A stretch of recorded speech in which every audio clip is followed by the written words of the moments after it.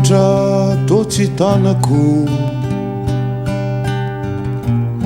toy ny setroka sy diara. Ny alaheloko lay namako, ny tsopakopaka mosara. Mitraotrao ny orako avy e, manembonembonao izany. Ny saiko no manavinavy, foto sento sy tomany. Lasenao, lasenao, tsy nanao velomakory.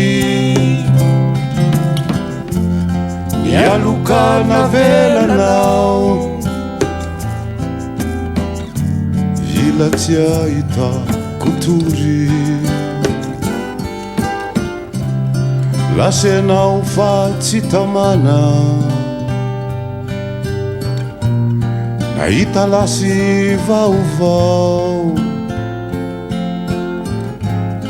Mandehana, mandehana,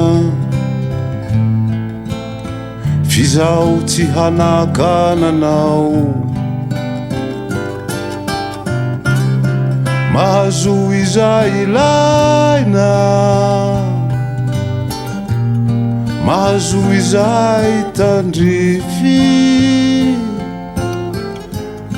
Aza sendra taintaina,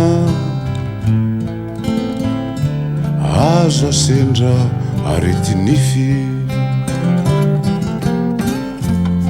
Velomenao, velomenao,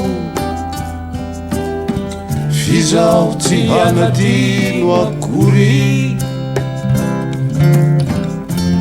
Vononao ho namanao, raha misy zava mampahory. Mipololotra ka tsy tanako,